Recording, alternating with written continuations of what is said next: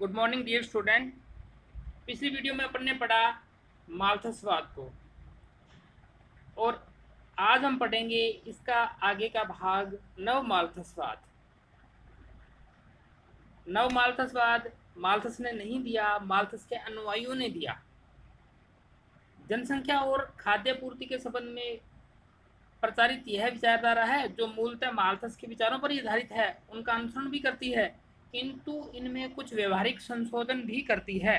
नव माल्थसवादी स्वयं को माल्थस का उत्तराधिकारी मानते हैं और आधुनिक संतति नियमन आंदोलन के प्रबल समर्थक हैं। इस आंदोलन का प्रारंभ माल्थस के अनुयायियों ने संतति निग्रह तथा अन्य कृत्रिम उपायों द्वारा जनसंख्या को कम करने के लिए किया है।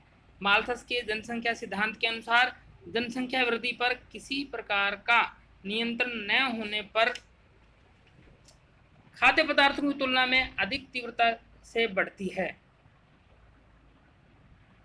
और इसे नियंत्रण करने के लिए प्राकृतिक प्रकोप, अकाल, महामारी, बाढ़, भूकंप, युद्ध आदि सक्रिय हो जाते हैं। जनसंख्या वृद्धि और प्राकृतिक प्रकोपों का यह कुचक्र चलता रहता है तथा इसमें फंसकर मनुष्य को कष्ट भोगना पड़ता है।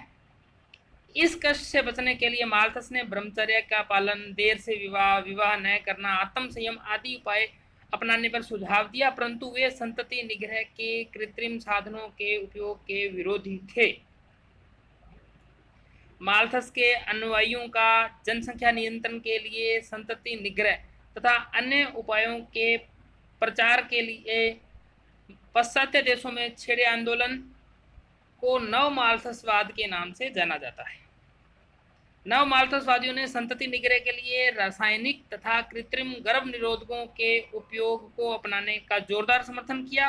इस आंदोलन के प्रबल समर्थक इंग्लैंड में श्रीमती मेरी स्टम्प्स और अमेरिका की श्रीमती मार्गरेट स्ट्रेंजर प्रमुख थी। इस आंदोलन ने प्राय सभी देशों में अर्थशास्त्रियों, समाजशास्त्रियों, विचारकों, चिकित्सकों आदि का ध्यान संतति निग्रह के कृत्रिम संसाधनों के प्रयोग की ओर आकृष्ट किया।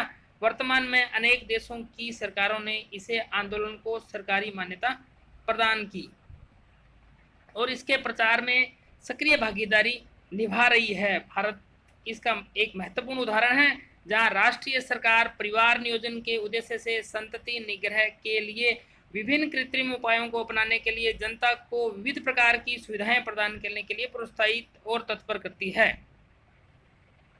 अब माल्थस ने कामेच्छा और संतति इच्छा को एक ही माना था, इसमें भेद नहीं किया था।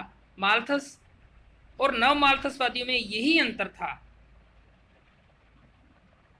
नव माल्थसवादियों ने इसमें कुछ संशोधन किया।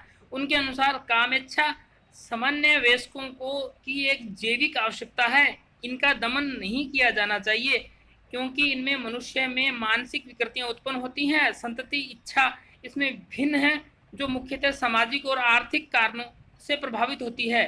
मनुष्य में कामेच्छा होने पर यह आवश्यक नहीं है कि इसमें संतति प्राप्ति की इच्छा भी हो। इन विचारकों के अनुसार यदि कोई दंपति अतिरिक्त संतान का भार बिना ही कामेच्छा की तृप्ति करना चाहे तो उसमें कोई बुराई नहीं है। इसके द्वारा गर्भ निरोधक, रासायनिक तथा यांत्रिक उपायों की सहायता से कामेच्छा की पूर्ति करने का समर्थन किया।